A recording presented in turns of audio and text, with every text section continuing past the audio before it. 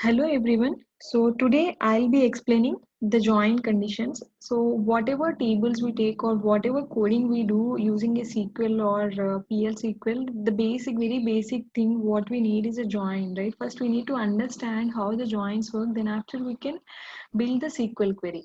So for that I have taken a sample diagram which explains the join conditions very well. So if you see here, actually we have multiple joins like inner join, left join, right join, and full outer join. So let me explain this in detail with the diagram. Then after we'll see uh, with the SQL statement. So here the first thing is the inner join. So inner join, as if you see here, we have two tables, T1 and T2. Let's assume that T1 is a table and T2 is a table. So if you join this table, whatever is common here, so the intersection part here, whatever is in the orange color, so that records we will see if we use the inner join. For example, T1 has some records 1 2 3 and T2 has a record some 3 4 5. So what is the common record? 3 is the common record, right? So we'll get, when we join, use the inner join, then we'll get the 3 record. So that's how the inner join works. Then comes the left join. So left join, the same example, T1 is a table and T2 is another table. And if you do some left join, left side we have the T1 table. What it does is it gives the records which are common for T1 and T2 and then the complete T1. So we can simply say that the left join, it will give the records of all whatever table is placed at the left join, like T1. If 1 2 3 are the records in T1 and 3 4 5 are the records in T2, then we'll get the 1 2 3 records because the T1 is holding 1 2 3 records. This is the left join. In the same way, right join is like whatever the complete records are there in the table 2, so we'll get those records. So in the same example, T1 is having 1 2 3 and T2 is having some 3 4 5, we'll get the 3 4 5 records. And full outer join is something like we are pulling all the data from T1, from table 1 and then the table 2. So we'll be getting 1 2 3 4 5 6, all the records will get, irrespective of the matching condition, we'll be getting the data.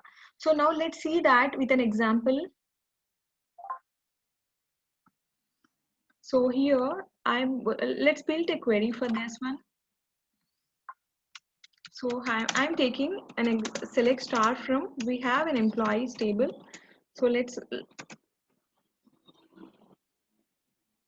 it's employees. So let's do like select star from employees. So we have the employee ID and till, if you see here, we have employee ID from 100 to 105. So now let's join this with department table. So let's see what is the data that exists in the department.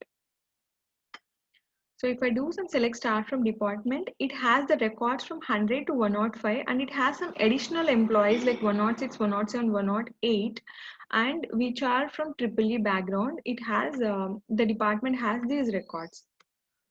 So to explain you clearly, employees have the employees from 100 to 105 and department has the records from 100 to 108. So just remember this so that if you do some inner join, you will be getting to know why I am stressing out the number of records in the employees and department. So first go with the inner join. So in the inner join, I'll do like select select star from, I want from employees table. So let me do like select emp star emp dot star from employees table and I want to do some inner join. Inner join with what is the table? This is the department table. I want to make a join with department. So DEP on based on what? On the join condition, right? So EMP dot, if you see here, employee ID is a common column for the employees and department. Let me run again for you. For the employees, we have the EMP ID and EMP name, whereas the department has EMP ID, department name and department ID. So the common column is employee ID. So what I'll do is I'll give on EMP underscore ID equal to DEP dot emp underscore id. So now what it does is it just it shows the common records, the matching records. So it has a matching records from 100 to 105. These records exist in both the employees and department table. That's the reason we got all these records. Now we need left outer join. Now let's discuss about the left join and the right join. So for that, let me take the same example, and if I run here and if I give here left join, if I give here left outer join. So what it does is it pulls all the records from employees. Let me keep here department also. Let's pull the data from department table also. So what is the left outer join? What it does is it pulls all the records from employees. Irrespective of the join conditions, it pulls all the records from employees. So employees have obviously it have some 100 to 105, right? So we'll get the same data.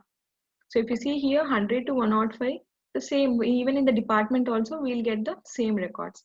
Now if now let me give the right outer join. Right outer join, what it does is it pulls all the records from department. In the department we have some extra department, right, like triple E. So currently we are not able to see the triple E records. Why? Because is we have given left outer join. Now I change it to right outer join, and if I run the query, now I can see the triple E records. And for this triple E, it is showing null for employee table.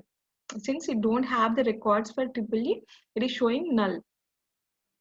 So this is how the right outer join works. Now consider the full outer join. Full outer join is like it's like select star from employee and select star from department. So it gives both all the records it will give.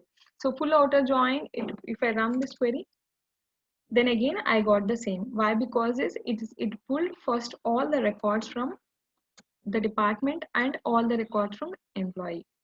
So this is how the joins work. If you have any questions, please comment in the comment section so that I can explain you in detail about your queries. Thank you. If you like it, please subscribe to my channel. If it is helpful for you, please subscribe. Thank you.